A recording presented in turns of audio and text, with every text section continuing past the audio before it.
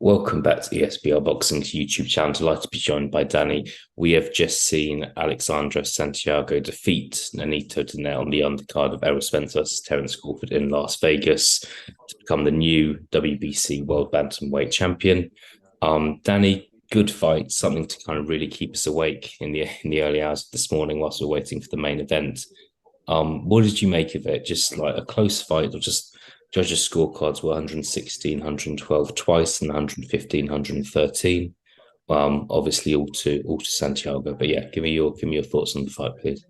Yeah, very good fight, very watchable fight, and definitely a fight of two halves. Donaire started the fight quite well. Not to say sweep the early rounds, far from it, but looked relatively light in his feet. Santiago was having a lot of trouble with his jab, and he had Santiago badly hurt in the third round. Sort of caught him the sort of counter left hook from against the ropes. Couldn't force the stoppage, and you could tell was sort of wary of blowing a gasket in the way that he sort of pursued the stoppage. And then sort of from rounds 7 on, it was all Santiago. You could make a case from winning all the rounds, and I think the judges were bang on. Like, I think anywhere from 7-5 to 9-3 I wouldn't really have an issue with. Yeah. The rounds Santiago won in the back end of that fight, he won well. And there were a lot of closer rounds in the sort of first 6 rounds, but not enough to make a case for Donaire.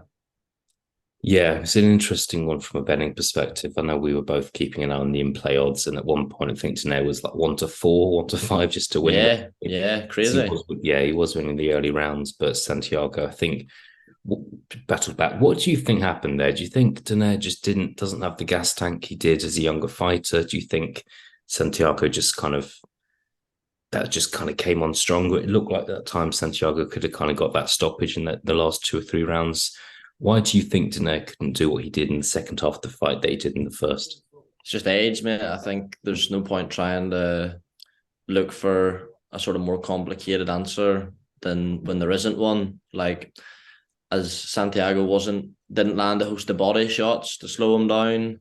I don't think at any point he hurt Donaire up to the head. I think just it wasn't fought. The fight wasn't fought at a huge pace in the first half of the fight. I didn't think, like, there was rounds that were fought at a greater pace than ours. Santiago started a decent pace, but was sort of deterred after being hurt in the third round. So I think it's just a matter of 40 years of age is old to be fighting at those weight classes, because the output is naturally higher. And just in the second half of the fight, he was only fit for fucking a minute of it. Really, he would start the rounds, some of the rounds okay, and then you could say, like, I could tell, like, fuck, I'm nothing left, and then just would end the round up against the rope. And as you say, you're thinking if there's 30 more seconds here, you could potentially see him getting stopped just through fatigue. I think it's just age, mate. That's all it really is to me. Yeah, definitely. I think Donaire, this was his 50th fight tonight. He turns 41 in November.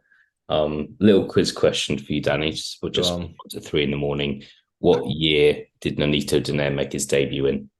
Oh, I'll make a decent stab at this, because I know he's one of only 6 boxers to win world titles in 3 decades.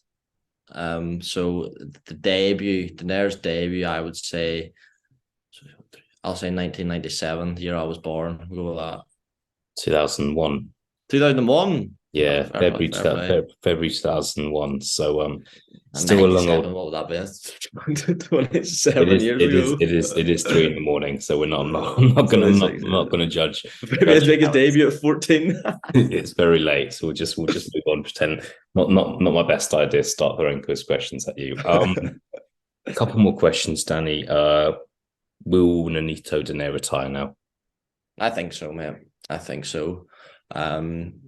I know he had said in a lot of the pre-fight build-up that, I've got loads left, but like, fighters stay a lot, and he'll know in himself in there, he'll have realised in the sort of later stages of that fight, it's not really there anymore. And I can understand why he took this fight, for the historical record of being the first over 40 champion at that weight, or any weight below featherweight or whatever it was. But what desire is there to sort of build your way back up to like a mandatory, or you know what I mean? And no disrespect to Santiago, that's the easiest world title fight he'll get.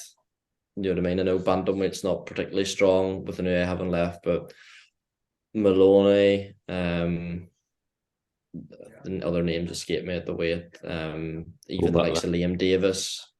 Paul Butler. Paul Butler's not going to be as grueling a fight, is it? You've got an anti-Paul Butler agenda, but it's not going to be a physically grueling fight. But like, put it this way, like Liam Davis, what happens if he fights Donaire? I think he stops him. I think he stops that version of Donaire, and that's not something we should be saying about Nonito Donaire. No disrespect to Liam Davis, so I think he should retire, and I think he will. Yeah, I think you're right, mate. I think he, in my opinion, if Donaire had won tonight, probably should have retired. I just think Yeah, boxing, I don't think many people should box when they're still in their 40s, let alone someone who's had 50 fights and lost a few. Yeah, look, the bantamweight division, it's a funny one now because the best fighter by far has left the division, and yeah, it will be interesting to see what the division looks like. There's not a huge amount of British interest apart from Paul Butler, obviously, but yeah, I think that Jason Maloney can make a good stab at being the best bantamweight yeah, in the world right now. I think, yeah, we'll see. Emmanuel Rodriguez is another name who's kind of a competitor. He's only got a couple of losses on his record, so we'll see. And I wouldn't say that Santiago, look, he's not the best fighter you're ever going to see, but it's an exciting fighter. I like him. I like him as a fighter. I think he's clearly very tough, and he's going to give a good attempt at whoever he fights. So we'll see. Maybe we'll see him in the unification bout later in the year. yeah. I think it would be a good division to like. It's always divisions like this that you see the likes of the World Boxing Super Series or something where like they don't have the biggest names. So I think something like that would probably be good for bantamweight. Because it is just sort of feeling the effects of that Inoue hole now, and yeah, I could Maloney's probably the shout at the minute. I'd Yeah, pick Maloney to beat Santiago, I yeah, think. yeah. We will see. Danny, we're going to crack on with the rest of the undercard now. Main event is not far away, but yeah, been a pretty good undercard so far with the Sergio Garcia fight that was earlier tonight as well. Got yeah, Isaac Cruz as well coming up. Danny, thank you very much for joining me. I will speak to you again soon. Nice one, mate. Cheers.